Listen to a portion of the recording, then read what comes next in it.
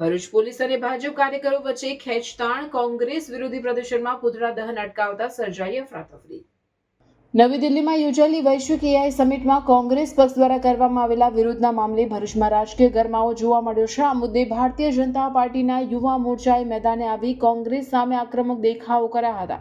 ભાજપ યુવા મોરચાના મતે ટેકનોલોજીના પ્રગતિશીલ મંચનો વિરોધ કરીને કોંગ્રેસે દેશના વિકાસમાં અવરોધ ઊભો કરવાનો પ્રયાસ કર્યો છે, જેની સામે ભરૂચમાં રોષ વ્યક્ત કરવામાં આવ્યો હતો। ભરૂચ ભાજપ યુવા મોરચાના પ્રમુખ વૃષભ પટેલ અને જિગ્નેશ મિસ્ત્રીના નેતૃત્વમાં મોટી સંખ્યામાં કાર્યકરો જેપી કોલેજ ખાતે એકઠા થયા હતા।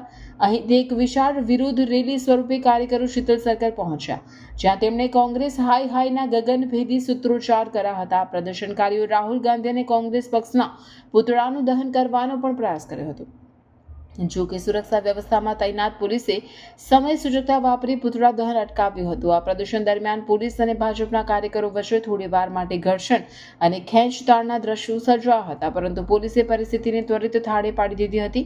યુવા મોરચાના હોદ્દેદારોએ આક્ષેપ કર્યો હતો કે કોંગ્રેસ પક્ષ વૈશ્વિક મંચ પર ભારતની છબી ખરડવા માંગે છે। અંતે ભારે સૂત્રોચ્ચાર અને પોલીસ સાથેની રકઝક બાદ આ વિરોધ પ્રદર્શન પૂર્ણ થયું હતું। રિપોર્ટર રવિ સૈયદ, ભરૂચ।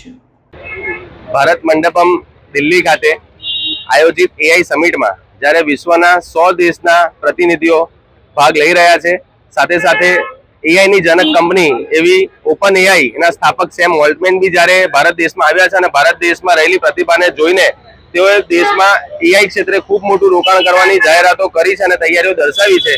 ત્યારે જે પ્રમાણે ભારત દેશનું નામ વધી રહ્યું છે એ જોઈને કોંગ્રેસીઓના પેટમાં તીર રેડાયું છે અને તેમણે યેનકેન પ્રકારે આ કાર્યક્રમનો વિરોધ કર્યો છે। ગત રોજ ભારત મંડપમમાં કોંગ્રેસના કાર્યકર્તાઓ દ્વારા બિનઅધિકૃત રીતે પ્રવેશ મેળવી અને એમની પાર્ટીની જેમ નિર્વસ્ત્ર થઈને માનનીય વડાપ્રધાન શ્રી નરેન્દ્રભાઈ મોદીનો તેમજ આ એઆઈ સમિટનો ખૂબ વિરોધ નોંધાવ્યો છે, જેનો અમો ભારતીય જનતા યુવા મોરચો અને ભારતીય જનતા પાર્ટી ભરૂચ જિલ્લો ખૂબ સખત શબ્દોમાં વખોડી કાઢીએ છીએ અને એમને એક સંદેશો આપવા માંગીએ છીએ કે જ્યાં દેશના આત્મસન્માનની વાત હોય, સન્માનની વાત હોય, પ્રતિષ્ઠાની વાત હોય, ત્યાં દેશ સાથે જ રહેવું પડે। રાજનીતિમાં વિરોધ હોય, પરંતુ દેશનો વિરોધ ના હોય, વિચારધારાનો વિરોધ હોય, છતાં જો આ પ્રમાણે તમે દેશનો વિરોધ કરતા રહેશો તો આ જનતા આવનારા ઇલેક્શનમાં તમને ખૂબ સારો જવાબ આપશે અને અત્યારે તો સત્તામાં નથી, પણ આવનારા સમયમાં પણ તમે નેસ્ત નાબૂદ થઈ જશો, નામ શેષ થઈ જશો, એવી પરિસ્થિતિ ન આવે એનું ધ્યાન રાખશો। અસ્તુ ભારત માતા કી જય, વંદે માતરમ।